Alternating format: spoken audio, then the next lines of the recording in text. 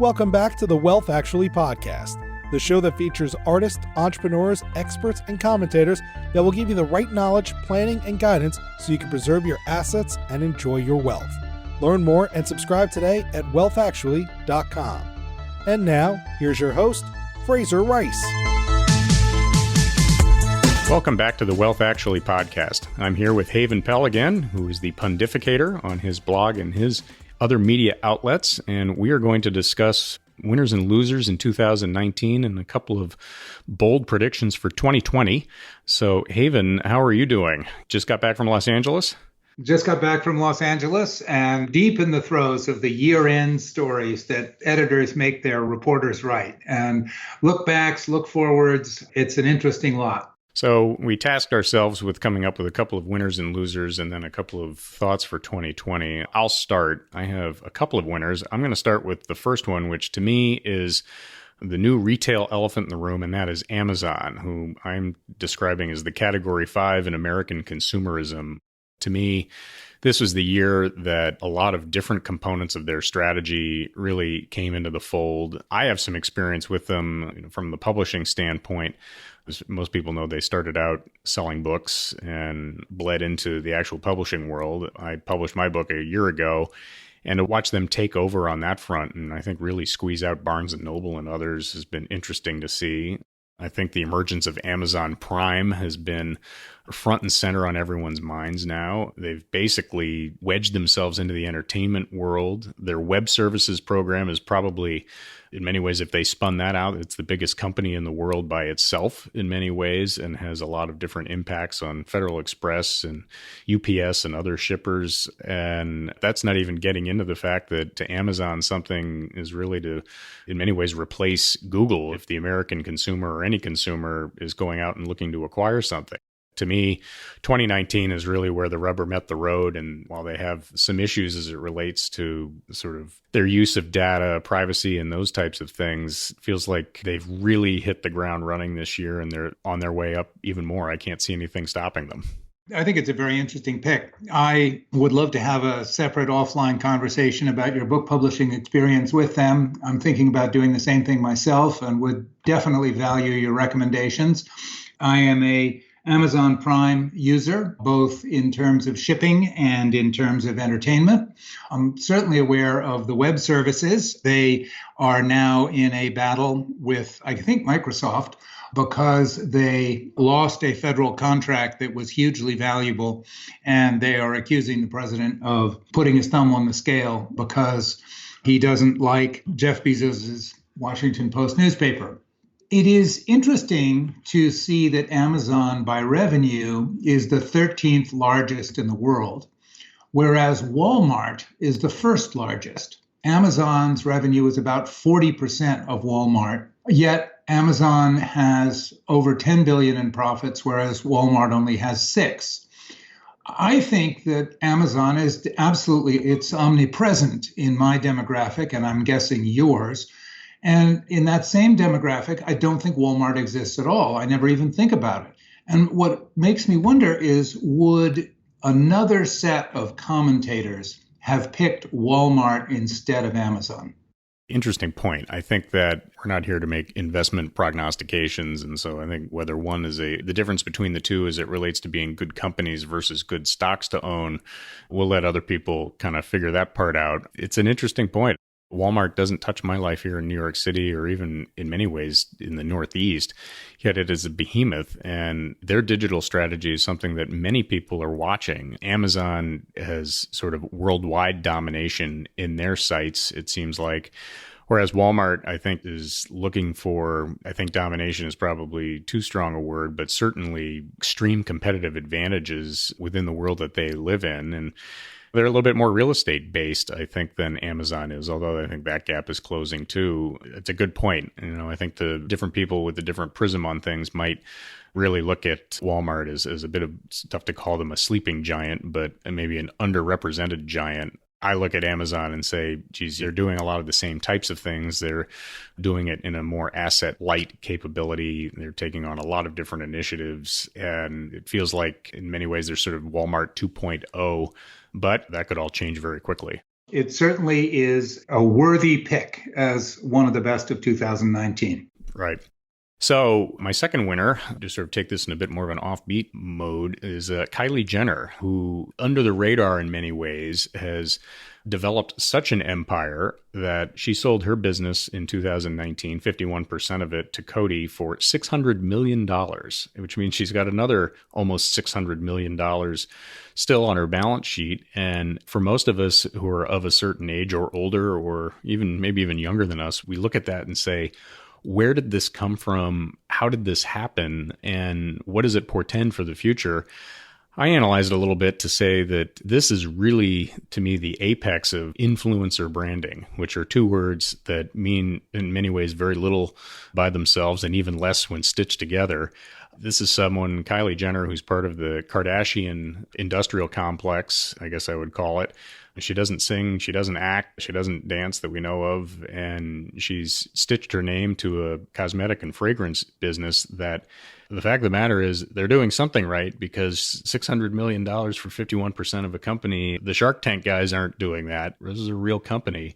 And it sort of really goes to the effect of really knowing how pop culture works. I see that there's a lot of talk about income disparity.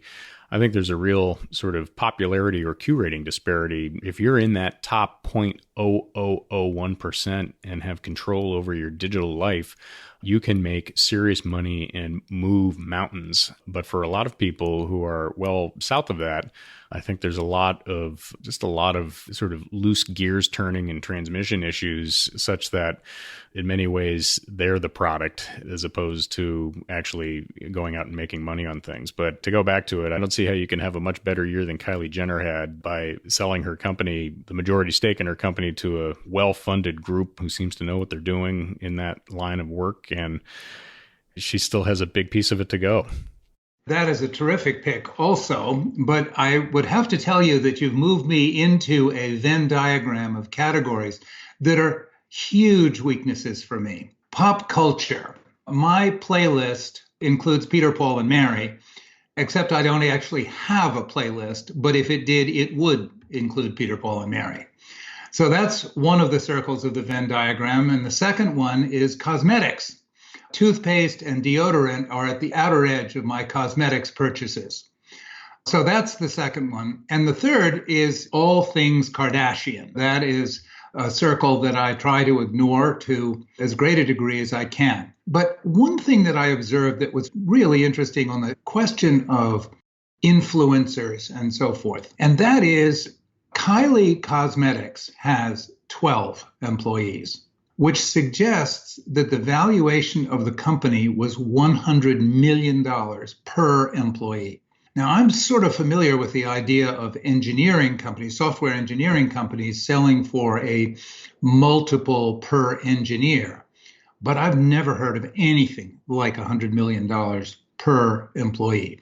Wonder if it's a record? I think it says a lot about what you're talking about influencers and how much leverage there is in that idea, and also about the virtuality of companies. Obviously, what they have been doing is manufacturing by outsourcing and probably in many ways distributing by outsourcing. So they are just the brand with those 12 people.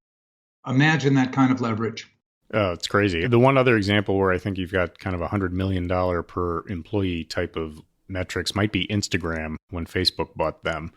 And that's turned out to be a magnificent transaction for Facebook. I think Instagram is now one of the real drivers of revenue for that company. So maybe Kylie's taking a bit of a page out of that hymnal, although two vastly different businesses. But to be sure, to be able to leverage that kind of influence and popularity into something that monetizable, 2019 was good for her. Boy, it sure was. Let's keep going. Maybe we'll get named in 2020. Oh, that'd be good. So two losers on my list. The first one was the Federal Reserve. And I look at that as something where I guess I come into the world where I sort of view the Federal Reserve as that independent arbiter of sort of being able to move around the federal funds rate as events warrant, being an independent judge of economic data and being somewhat immune to political pressure. And in 2019, I feel like that's the year that President Trump found the cookie jar and in a sense has been able to use the Federal Reserve in an oblique way to be able to put interest rates in a vein that he thinks are going to be useful, either in terms of stock market performance or in terms of other components, whether it's helping to support his tariff moves or what have you.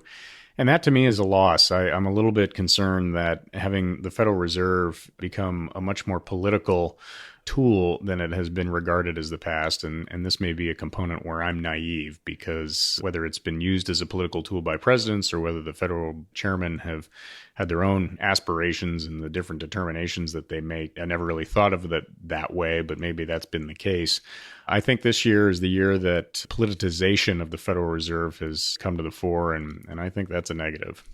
I agree with you. And it particularly at the time, it comes right on the heels of Paul Volcker's death. And I think, at least as I would observe it, and I don't think of myself as either a Fed watcher or a Fed expert, I would nonetheless say that Paul Volcker was about as independent of elected officials as anybody that I can remember in my lifetime. So to see him, to record his death and to see what happened to the Fed in 2019 it certainly is a juxtaposition. I find myself in sort of the cross my fingers realm.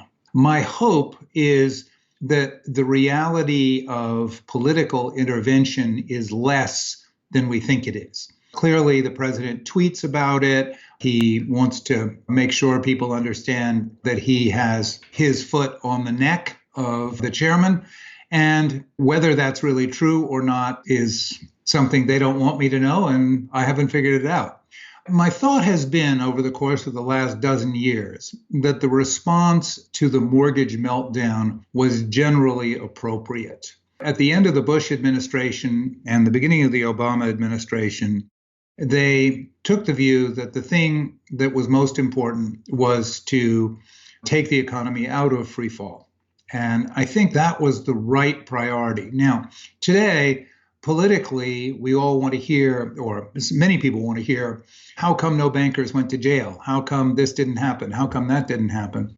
Well, I think because some very sane and thoughtful people felt that the better view was to make sure that we could not crash the plane and then deal with the rest of it at another time. That process made me wonder whether we now have a triple mandate for the Federal Reserve. Are they required to keep inflation low? Are they required to keep employment high? And are they required to keep the stock market up? The first two, there are people who disagree with the dual mandate, but the third one would be viewed as totally outside the realm of their responsibility, except by politicians who understand that elections are easier if things are going well.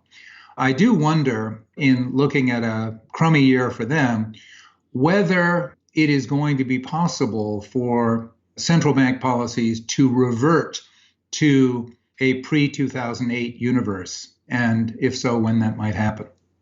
With the election coming up and the various signals coming out from the Federal Reserve and from the prognosticators, et cetera, it's tough to tell. It certainly bears watching, which leads me to my second loser of 2019, and that is the concept of online privacy. And to me, this is the year that people discovered that they are the product, and that there are deep concerns emanating from what Facebook does with your information, what the Russians could do if they purchased your information and wanted to send ads vis-a-vis political elections. What does Google do with your information? Whom are they selling their data to? Up to people being concerned having an Alexa from Amazon sitting there hearing every conversation. What does that translate into, especially in an AI world? This was the year where the public's trust in big tech has been, I think, finally questioned. And I think the major ramifications are that the legislature, national and otherwise, are starting to take a look into what is appropriate and not appropriate. We're already seeing that Europe is taking a much harder line stance on this. And a lot of these companies are not used to dealing with a government that is, whether it's at the EU level or at the country level that is really strident on that front in terms of theoretically protecting their citizens. And I think this is the year, it's not really stopping a lot of people's habits, to be sure, but I think this is also the year that not only, the people in 2019 that people discovered sort of online privacy issues with their internet habits. My sub prediction for 2020 is we may have a significant result, not just with the elections, but concept that I think is going to come to the fore is, from a trust perspective, is when a major celebrity or even sort of a high profile citizen is taken down to earth with a fake internet or, a fake picture or a fake video. I think the concept of deep fake, which is a thing in pornography, is going to reverberate down to the real people. And I could see there being a major issue where someone has been part of a doctored photo or video, has had their reputation destroyed, and the concept of trust as it currently stands within the internet world, within the online world, I think there's going to be cause for review. So a lot to unpack there. Well, there's an interesting sort of little funny sidelight that came to mind as you were talking, because you mentioned the European Union having regulations on privacy. And there's another jurisdiction that is making a regulatory effort, and that's California. And there are many people, particularly those who are on the right side of the spectrum, who think that all things California are dreadful. Understand that. But it is certainly an example of federalism. And I think there are many people who would say, oh, isn't that nice? The states are standing up on their hind legs and doing something when they don't see the federal government acting. And it's always seemed to me that for any law, the more local it is, the better it is, because people are going to be more likely to trust their nearby government rather than their faraway government. And so it's an interesting trend to see states becoming active in this arena. To go in the complete opposite direction, we also forgot about China and Hong Kong on that front, where you see internet capability completely shut down from large, more monolithic governments. There's a lot that we've taken for granted here in the United States as it relates to internet freedom. And I think the anaconda of regulation is going to start looking for the sleeping bunny of the internet world, the online world, et cetera, from a variety of different state, city, federal, multinational forms. And it's going to be interesting to see how that percolates. It definitely is. And every jurisdiction, every government wants to defend its borders. And borders have come to mean something quite different than they once did. Yes, it was once a line in which nobody else's army was supposed to cross, but the internet isn't an army. Disease isn't an army. Travel isn't an army. And so how does a jurisdiction protect its border, and what does that mean, and what should one expect? So China obviously is able to protect that border. I'm sure you're getting notices of websites changing their privacy policies thanks to the new California law. So they're trying to protect their border. And it exceeds my ability to predict what direction it's going, but I do think it's gotten worse. My techie software engineer son has long ago given up on privacy. And he says that the only defense is to be less interesting than the other 325 million people in this country or 7 billion people in the world.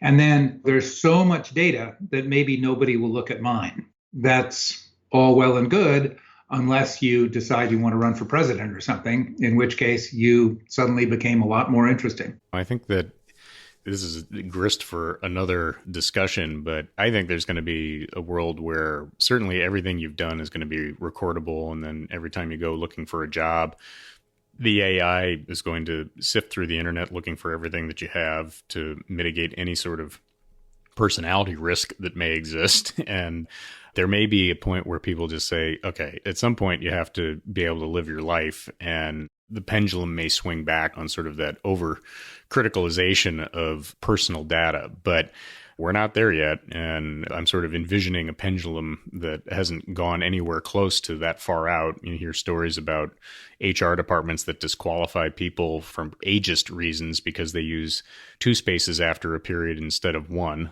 My God, is that ageist? I do that. I do it too. And yeah, it's a thing. And extrapolate that to even more pernicious criteria. Anyway, with the computers take over, it's a little bit scary, although I think that hopefully the human being component of it's going to stick with us. Well, it's a good pick for one of the worst of 2019. Thank you. Okay, 3 quick predictions, and we'll sort of take these quickly. I'm a big thinker that given where climate change is in the national debate and the lack of discussion around nuclear power, I think nuclear power is going to become a major focus in 2020. We have Greta Thunberg and her rise to stardom on the basis of climate change. We've got basic terminology differences because the idea of climate warming versus climate change has been called into debate. You've got wildfires in California and Australia. You've got different weather patterns. And to me, one of the real components is the idea that energy is, while it's cheap, it's not costless. The idea that nuclear has been completely sort of put in such a bad light in a public perspective up until now, I think that's going to start changing. The way I kind of think of it too is that there really haven't been a lot of major technological moves forward in the last 30 years as it relates to nuclear reactors because no one's building them. I think that's going to be called into question going forward.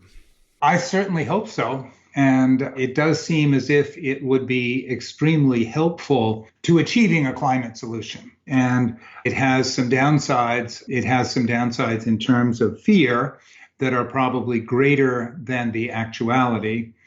Trying to think a little bit about why do climate activists oppose it? And I understand that it's easy to say Chernobyl and it's easy to say 3 Mile Island and it's easy to say Fukushima, and those are scary things. But is it getting to the realm of the perfect is the enemy of the good, that we can't have anything that has even the slightest flaw? I sometimes wonder whether activists of all variety actually want to solve the problem. Would they prefer to have the problem than to solve it? Because it would be very understandable in terms of a motivation. If the problem gets solved, I'm unemployed and there's nothing for me to advocate anymore. If we put a check mark next to this or that problem, then the advocacy goes away. I sometimes, in a cynical moment, feel that that's at play. But I would root for nuclear power. The next prediction really comes from something we alluded to just a second ago. I think the Tokyo 2020 Olympics are going to shine a very glaring light on the China-Hong Kong tensions, just by virtue of proximity. The sort of shuffling of Hong Kong back to China in the next 25 years, which is obviously a major geopolitical event that's coming to us in a gradual sense, has come into the consciousness of the world in 2019 via the Hong Kong protests. I think the 2020 Olympics are going to really put an emphasis on it. I have no idea what that means exactly, but I think with the world watching not too far away from where these protests are occurring, I see a real, I don't know if a tinderbox is the right word, but I see the potential for a major event to take place at that point. That's certainly the major sporting events. And I think of the Super Bowl as a major event, but the Olympics is more.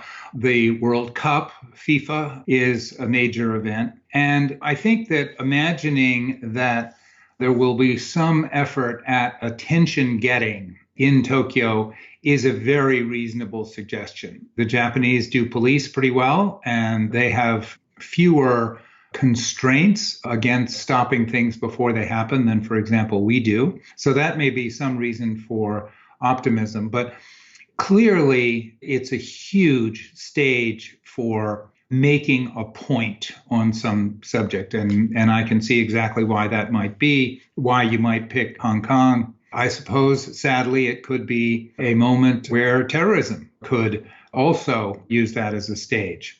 I wonder, the International Olympic Committee, FIFA, large sporting governing bodies, are so geopolitical in where they award the games, and the whole scope of everything is so big. I almost wonder whether they should be NGOs, whether FIFA or the IOC should be somehow have some sort of status at the United Nations, because it's such a big geopolitical deal for seemingly private organizations. Interesting idea. I like that. I've got two more pop culture-y types of things in play. The first is having just seen the latest Star Wars and sort of having an component to it. Had a lot that I could grab onto as a fanboy, but at the same time I came out of it saying, you know what, I need a real breather. And then as a fan of Marvel Comics going way back, I feel like I need a breather on that as well. So my prediction is that while Disney is not going to let those two IP canons get left unshot in 2020, I think this is the year where the American public kind of sits back and says, okay, let's see what we have here that's not Marvel and Star Wars. And you might see a step back or two maybe from the big numbers that these two behemoths have produced for Disney. I think that it's going to be a retooling year as the American public just sort of gets over the feast that they had in 2019. Well, again, you've moved into sort of more of the pop culture realm, which we know from the Venn diagram is not a strength for me. But what I really appreciate is the warning that this could happen, because I have a 6-year-old grandson who I'm going to have to do some serious therapy with if they take away Star Wars and superheroes. We're going to have to do some big work with him, because that's the two primary things in his life. Yeah, I imagine they're not going to take them away. And Disney Plus has these two things as fodder. They're not going to let the content get away from them. But I just feel like the American public's going to say, we've had enough for a little bit. Let's check back in a little while. Oh, I almost forgot one thing. And that was it's sort of prediction / loser. My poor New York Knicks have consistently proven over the course of the last 20 years that they can't seem to put one foot in front of the other. And I'm not particularly hopeful, certainly not this year and not for next year either. It doesn't seem like they're going to be going in any great direction. As a big Duke guy, I'm hopeful that RJ Barrett can be worthy of the number 3 pick and be the all-star we hope his talent supports. But in the meantime, yikes, lean times at the Garden. Lean times at the Garden. Okay, well, that segues into my picks, which are going to try to mirror yours with 2 of the best, 2 of the worst, and 3 predictions. So building off the Knicks, I'm going to pick something that is frankly pretty small in the world scale. And that is Washington has had a pretty good run in sports championships in recent years. The Nationals obviously won the World Series, and we had decades of no baseball at all. My children have moved away, and they moved away before the Nats came here. So their entire childhood had no baseball in Washington. For those who live in this town, the Nationals win was a pretty big deal. We are still having the afterglow of the Caps winning the Stanley Cup in 2018, and so that says another contribution to a sports town. I don't really follow basketball as much, and sadly, I don't follow the Mystics as much, but they too won a championship. And so it's been a good year sports-wise for Washington, but I don't want you to feel bad about the Knicks, because we have Dan Snyder. And Dan Snyder... Here's the scary part. I'm a Redskins fan, so this is triply painful. I've gotten the double barrel. Well, if I have time after the therapy that will be required for my 6-year-old grandson as a result of diminishing Star Wars, I'll try to help you to dislike Dan Snyder even more effectively than probably you already do. I don't even know where to start with them. I have to go back to 1982 and watch John Riggins videos to get through. There you go. Well, that's good self-help. So my second good thing about 2019, it's got to be the stock market. If you are interested in that topic, or if your financial life depends on it, a year that is up more than 20%, indeed, maybe for the S&P hovering towards 30%, 2019 was one heck of a year. And that was definitely a positive. It's in coming on the back of 2018 that was pretty average to negative. And I think It just goes to show that, to me, a lot of the forecasting that takes place, you just be better off putting the cooking channel on. There's larger things at play, lots of factors that are seen and unseen that end up pushing things where they go. And while it can be useful to try to predict, ultimately to base your investing life off of those types of forecasts, I think it can be specious, at least in the short term. Just so many things that can happen. Sure can. There's a subject for another day. But for 2019, the stock market was my friend. Okay, worst of 2019. My temptation is to say the ascendancy of populism on both left and right in the United States and in some other parts of the world as well. I am not disappointed about the protests in Hong Kong, and I suppose to some degree that could be described as populism or at least anti-authoritarianism. So that is a positive.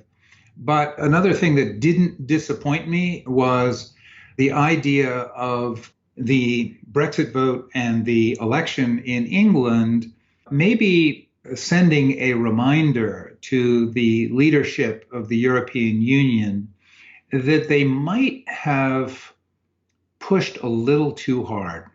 And it wouldn't be the worst thing in the world if they took a moment for self-reflection as to what their contribution to making Brexit and the election and all the shenanigans that went on in the UK for the last 3 years, they might have lit that fuse. Now, obviously, it was exploited politically, but it would be lovely if there were some self-reflection on that. I think that that is one of the worst things.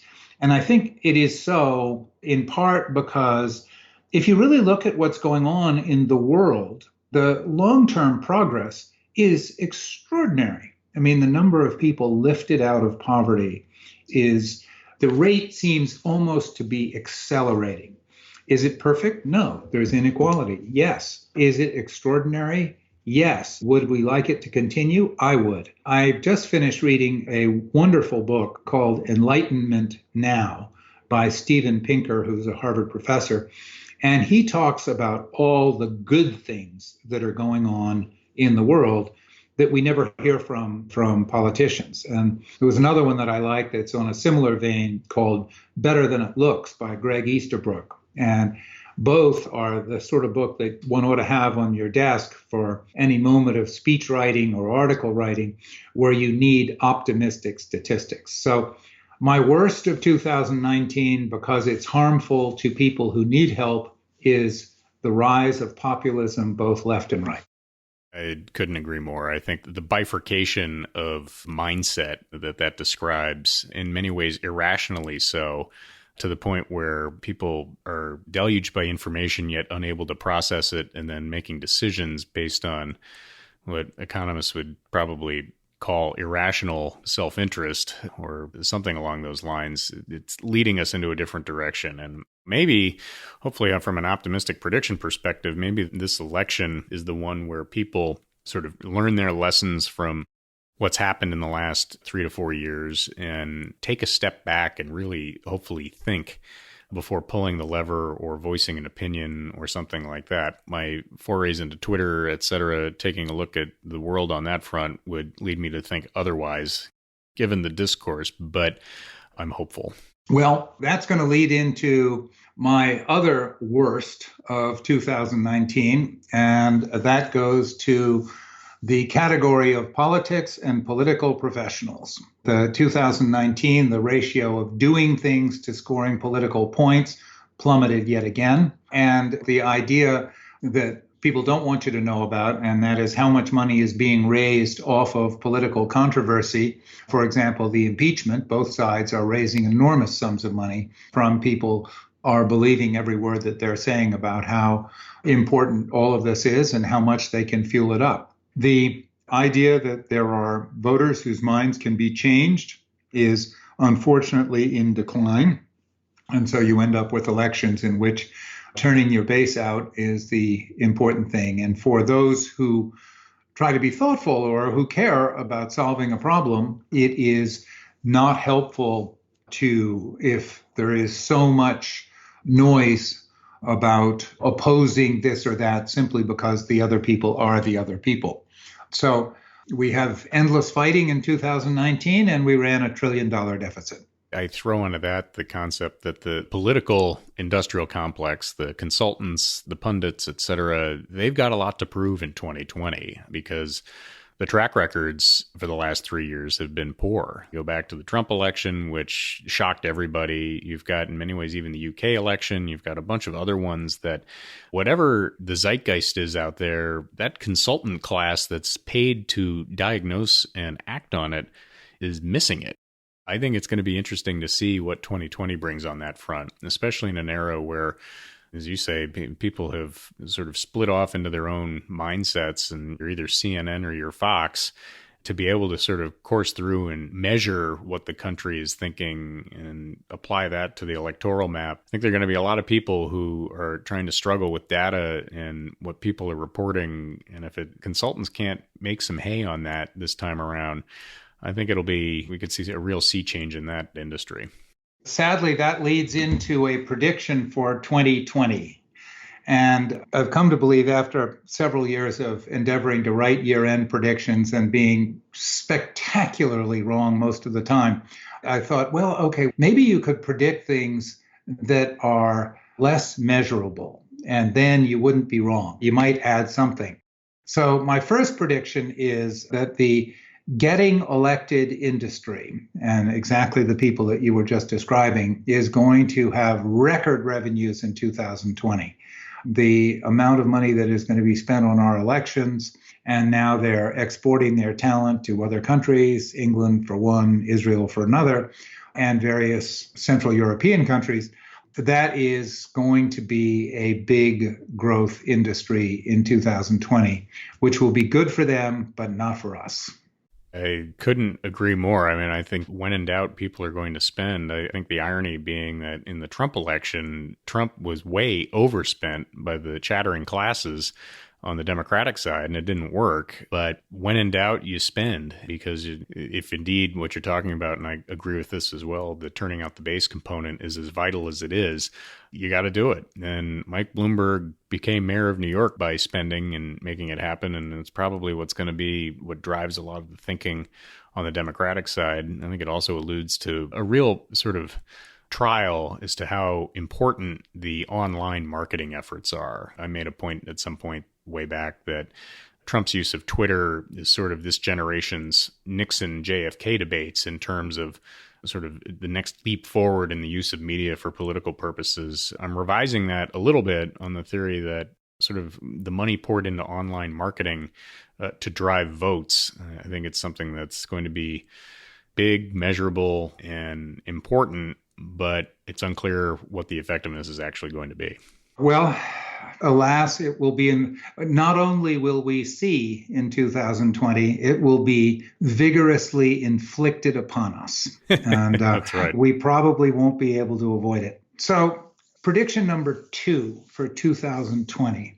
The value of thoughtful writing and editing will continue to decline as barriers to entry into the field diminish.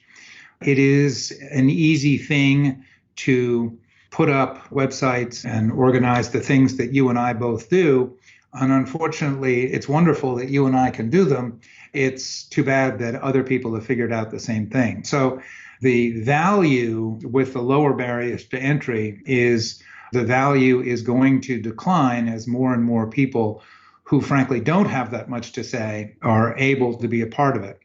The difficult thing for that is there are some areas in which none of us, or at least not me, are smart enough to do anything other than rely on a trusted expert. And it's harder to find those. It's like panning for gold. There's a lot of chaff from which to try to find some wheat.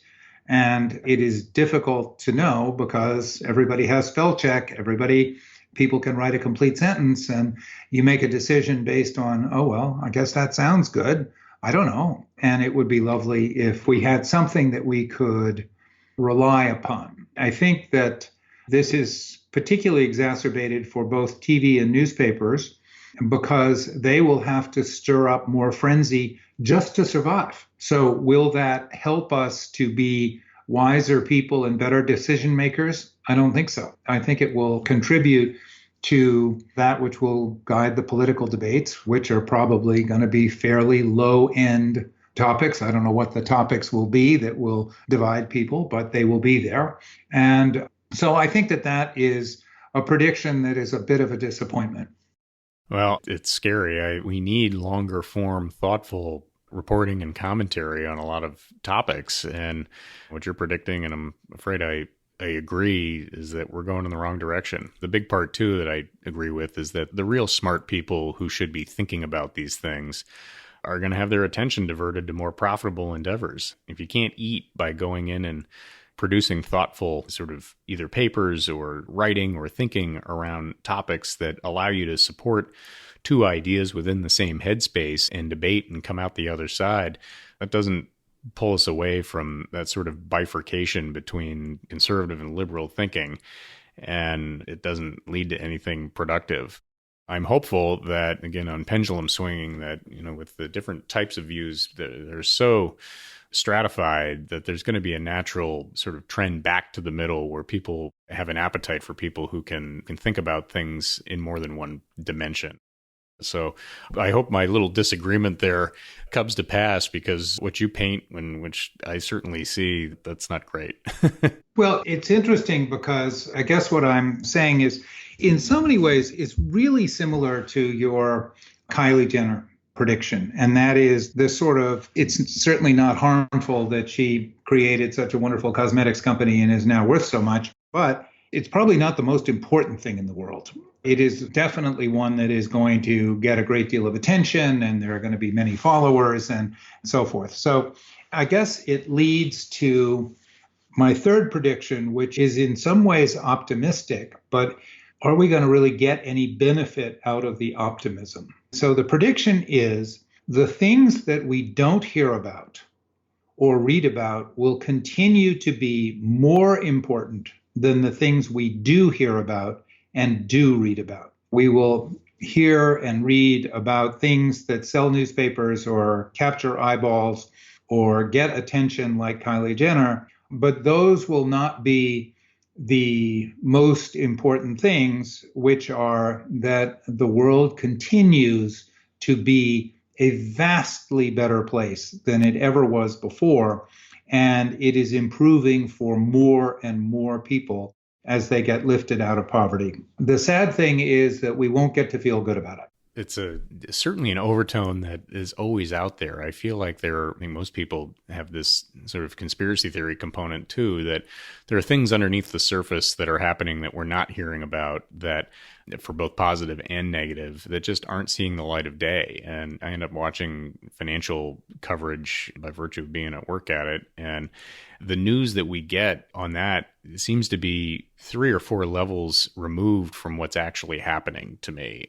Or it's late, or these are things that have been sort of baked in well in advance. And I hope that maybe it's sort of a journalistic evolution or something like that, that we get back into those deeper conversations and that we're able to unearth those things that are happening that we're not hearing about. And as you said, there's such an incredible pace of improvement worldwide that is completely not being talked about. And it's unfortunate, because I think that those positive examples and that positivity could be very helpful in sort of pulling this country out of its its current mind space, which is, I would say, somewhere between funk and confusion.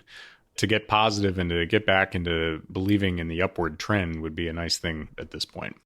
Well, maybe that's a good goal for us in 2020. Maybe that's yours and my small mission to try to bring out some more of the good things that are going on and at least temper the endless barrage of the bad things that we get told about. And that gives me a moment to say thank you for including me in these podcasts. This is our last recording session of 2019.